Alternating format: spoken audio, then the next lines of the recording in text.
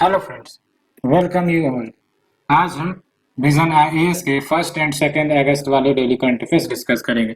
So let's move to our first article. Garment exporters fear losing businesses to Bangladesh and Vietnam. तो basically अगर reason की बात करें कि why India is losing market to competing country, और ये कम्पिटिटिंग countries आपके बांग्लादेश और वियतनाम सब है। तो पहला है आपका unchecked export of cotton and cotton yarn. तो इसके तहत ये जो एक्सपोर्ट करी जा रही है उन देशों को करी जा रही है जिसके कारण आपका लोकल शॉर्टेज की सप्लाई हो रही है इस रॉ मटेरियल्स का। और चूंकि मटेरियल की सप्लाई में शॉर्टेज आएगी तो जाहिर सी बात है जो प्राइसेस है वो रेज अप हो जाएंगे। और देख सकते हो इंडिया की जो एक्सपोर्ट है इंडियन कॉटन का as well as cotton yarn का, ये 56% से राइज हुआ है in the past 6 month. Where as जो आपका अपैरल शिपमेंट है वो ग्लोबल मार्केट में वो आपका 24% से राइज हुआ है। एंड अगर हम बात करें सेकेंड फैक्टर की तो वो है आपका steep rise in price of cotton. तो cotton as a raw material इसमें भी आपका प्राइस राइज हुआ है। दैट्स वाई आपका जो मार्केट है इंडिया लूज कर रहा है टू दीज कंपिटिटिंग कंट्री। और आप देख सकते हो ये जो प्राइस राइज है वो 30% से बढ़कर 60% हो गया है ना। तो प्राइस राइज के कारण भी कहीं ना कहीं ये आपका जो इंडियन एक्सपोर्ट है गारमेंट एक्सपोर्ट वो आपका श्रिंक कर रहा है और ये शिफ्ट हो रहा है कंपिटिटिंग कंट्रीज की तरफ, that is your Bangladesh Vietnam. And also budget announcement में 10% ड्यूटी लेवाई करने की बात कही गई ऑन द इम्पोर्टेड कॉटन, और इसके कारण भी कहीं ना कहीं कॉस्ट ऑफ प्रोडक्शन बढ़ गया है। क्योंकि अगर इम्पोर्टिंग आइटम पर ड्यूटी लगा रही है, टैक्स लगाई जा रही है, तो रॉ मटेरियल के प्राइसेस बढ़ जाएंगी और जाहिर सी बात है इसकी भरपाई आपका increase in prices of the product के रूप में होगा। और इंडिया की जो टेक्सटाइल इंडस्ट्री है वो फ्रेगमेंटेड है and is dominated by unorganised sector and small and medium industries using the outdated technology. तो आउटडेटेड टेक्नोलॉजी के कारण क्या होता है, एफिशिएंसी नहीं आ पाती है और अल्टीमेटली जो प्राइसेस है वो बढ़ जाती है as compare to the other nations like Vietnam, Bangladesh and other region की बात करें तो आपका इनफ्लेक्सिबल लेबर लॉज कहीं ना कहीं वो इन अकॉर्डिंग्स नहीं है टू द इंडस्ट्रीज, जिसके कारण काफी ज्यादा इश्यू फेस करने को मिलती है in related to the legal and regulatory supervision and laws. And other factors की बात करें तो लैक ऑफ स्केल यानी कि जो आपका प्रोडक्शन होता है हमारे देश में अप्रैल यूनिट्स का, वो आप देख सकते हो एवरेज साइज है 100 मशीन्स का, which is very less in comparison to Bangladesh. और इसका एवरेज है 500 मशीन्स पर फैक्ट्री, है ना। तो एक फैक्ट्रीज में अप्रोक्स 500 मशीन्स ऑपरेट होती है। इंडिया में आप देख सकते हो 100 मशीन्स पर फैक्ट्री ऑपरेट होती है।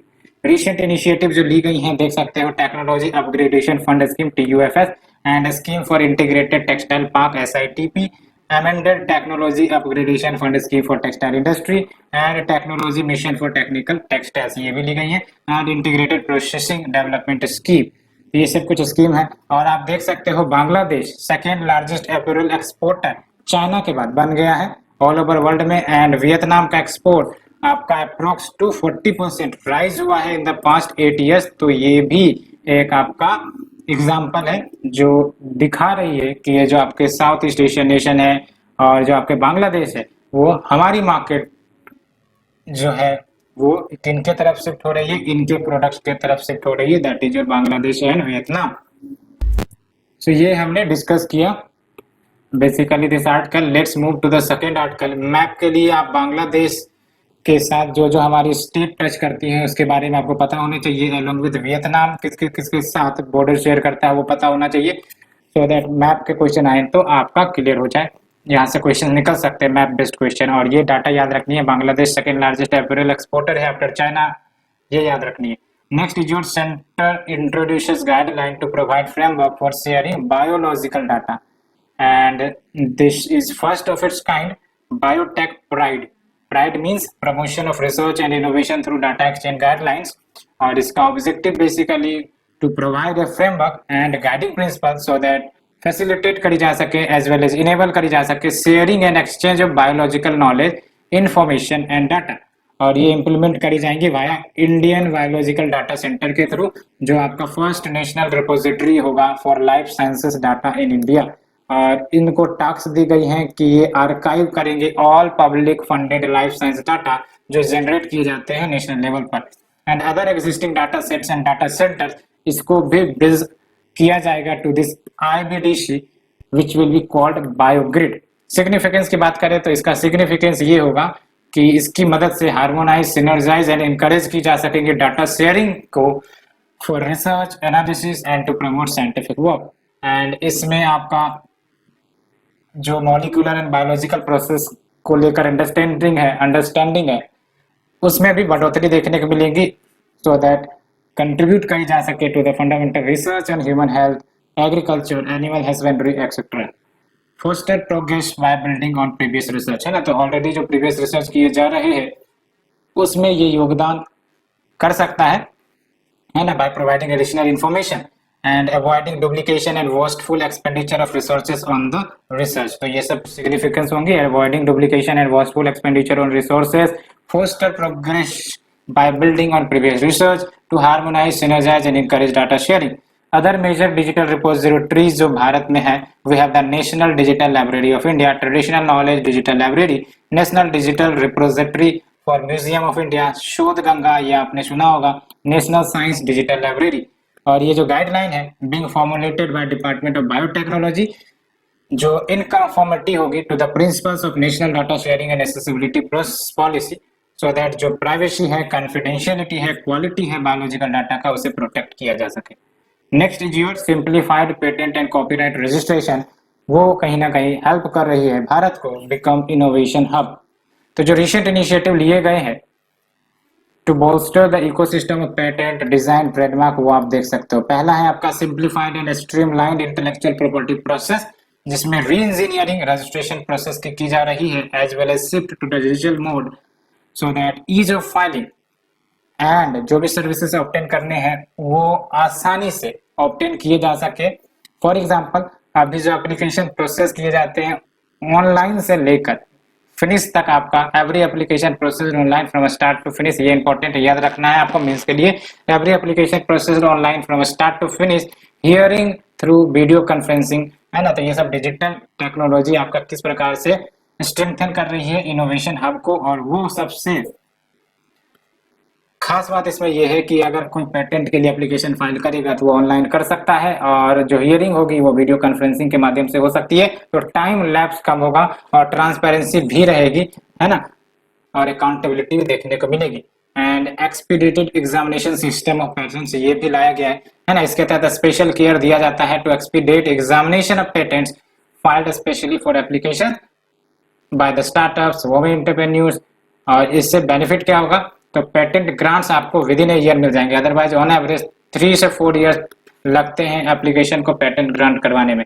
और क्या इनिशिएटिव लिए गए हैं, रिडक्शन इन फीस कर दी गई है ना, जो फिलिंग फीस है for startups, MSMEs, women entrepreneurs, देख सकते हो 80% तक कम किया गया है। Improved access and transparency for dissemination of information via real time basis status of IP application, तो जो भी एप्लीकेशन आपने दी है उसका आप ट्रैक कर सकते हो। Indian patent advance search system, SMS alert भी प्रोवाइड करी जाती है। ये सब आपका किस प्रकार से डिजिटल टेक्नोलॉजी का पेनिट्रेशन ईज कर रहा है पेटेंट फाइलिंग में, और इससे बेनिफिट क्या होगा, इंडिया काफी तेजी से पेटेंट रजिस्ट्रेशन करवा सकता है और कम टाइम लगेंगे, और इससे कहीं ना कहीं जो आपका इंडिया है वो इनोवेशन हब की दिशा में आगे बढ़ सकता है। एंड जो office of controller general of patent design and trademark, that is CGPDTM, ये सुपरवाइज करती है working of the patent act 1970, design act 2000 and trademark act 1999।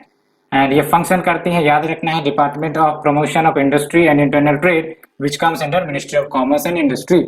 ये बात बिल्कुल याद रखनी है आपको। अब बात करते हैं इम्पैक्ट ऑफ दीज इनिशिएटिव, तो क्या क्या इम्पैक्ट इन इनिशिएटिव्स के होते हैं, आप देख सकते हो।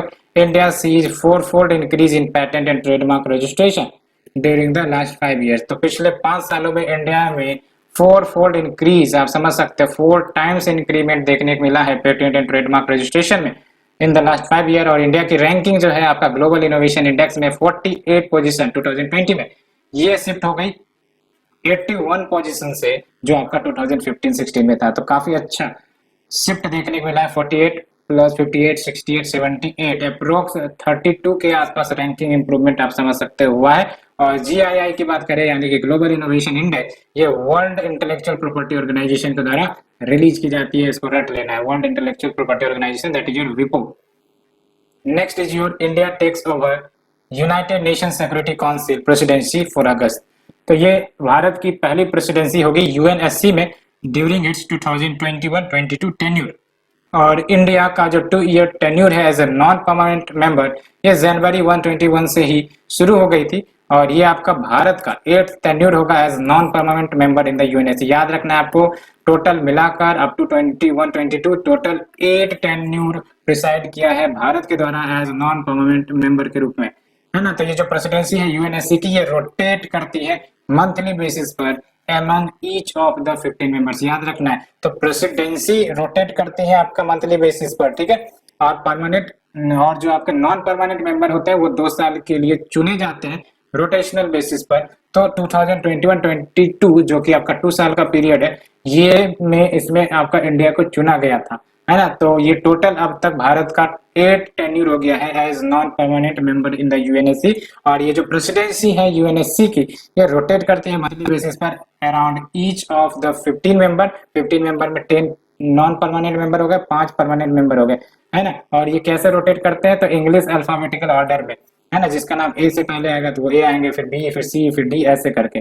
और एज प्रेसिडेंट इंडिया डिसाइड करेगा द एजेंडा, जिसके रेजोल्यूशन और डायरेक्टिव ये बाइंडिंग होंगे on all the member state. और इंडिया ने अपने एजेंडे को सेट आउट किया भी है to hold high level meetings on 3 priority area. और 3 प्रायोरिटी एरियाज आपको याद रखनी है मेंस के लिए, maritime security, counter terrorism and peace keeping. ये 3 मुद्दे भारत जरूर उठाता है, maritime security, counter terrorism and peace keeping. और आप देख सकते हो 5 परमानेंट मेंबर जिनके पास वीटो पावर होती है, और ये नॉन परमानेंट मेंबर्स के पास नहीं होती है। तो ये 5 यूएनएससी के मेंबर कौन है, यूएसए, चाइना है, यूके है, रशिया है, फ्रांस है। US, China, UK, Russia, France, US, China, UK, Russia, France. याद रखना है आपको, US, China, UK, Russia, France, ठीक है। और इनको वीटो पावर होता है, एक ने भी अगर वीटो पावर इस्तेमाल कर लिया तो वो रेजोल्यूशन पास नहीं होगी।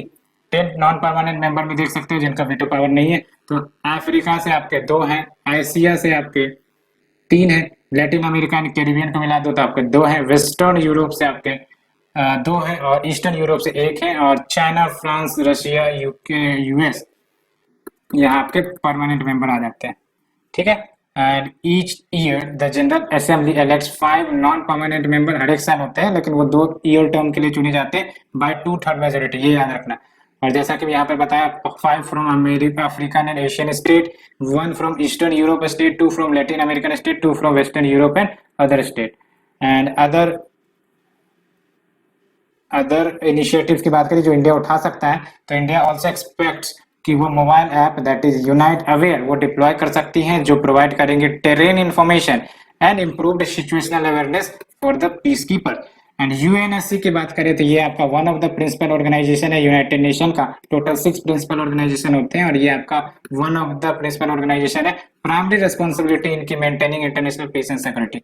अदर प्रिंसिपल ऑर्गन्स जो है वो आपका general assembly, economic and social council, trusteeship council, international court of justice and secretariat, UN secretariat.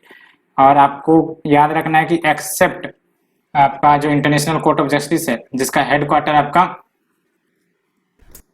Head Netherlands में है, बाकी 5 का हेडक्वार्टर आपका न्यूयॉर्क यूएस में, ये डिस्टिंक्शन याद रखना, ठीक है।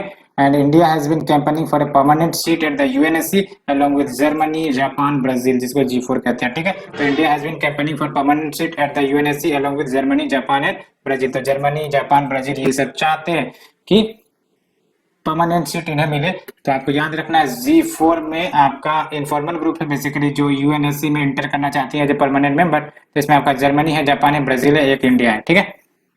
और फिर अगर हम बात करें नेक्स्ट आर्टिकल की, तो India gets new digital payment mode with e rupee. ये याद रखना, अभी हाल ही में आज ही लॉन्च की गई थी ई रूपी by government of India, that is prime minister of India.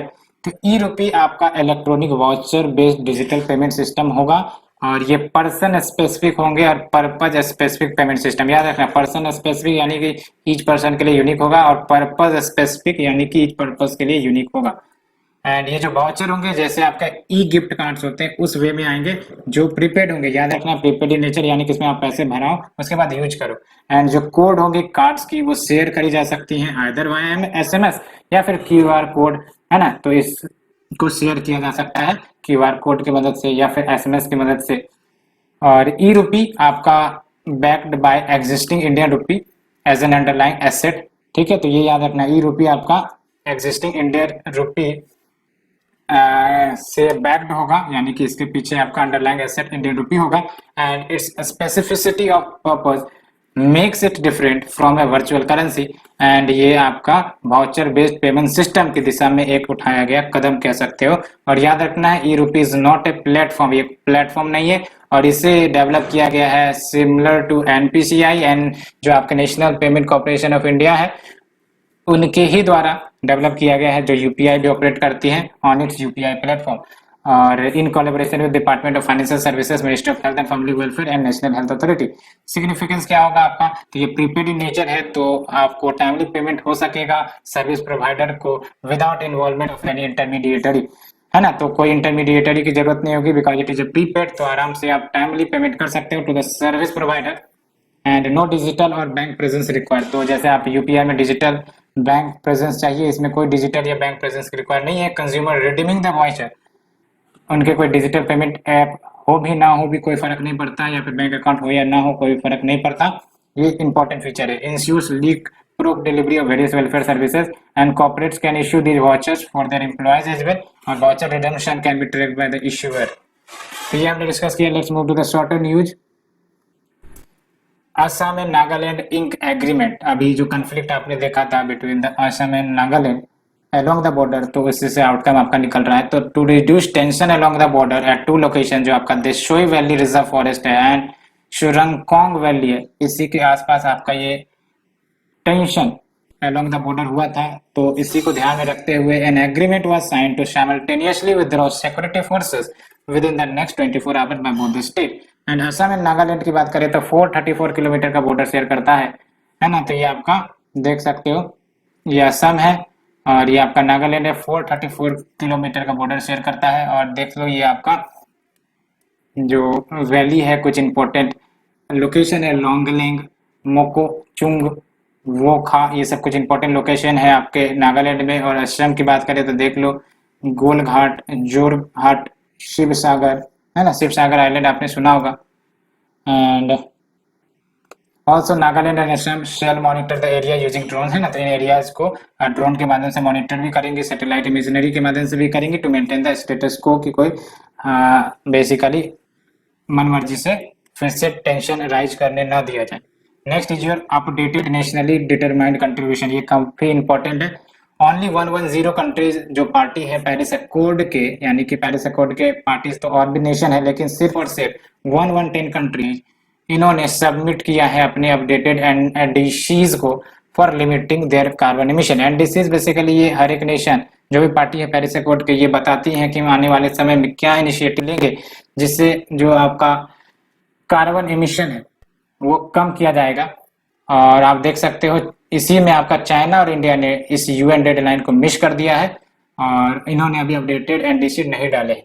ये जो पेरिस एग्रीमेंट है याद रखना है लीगली बाइंडिंग इंटरनेशनल ट्रीटी है क्लाइमेट चेंज के ऊपर, जिसे अडॉप्ट किया गया था 196 कंट्रीज के द्वारा दिसंबर 2015 में, aim of limiting global warming to well below 2 degree Celsius and उसको कम करके 1.5 डिग्री पर लाया जाए compare to the preindustrial level, ये याद रखना है, compare to preindustrial level.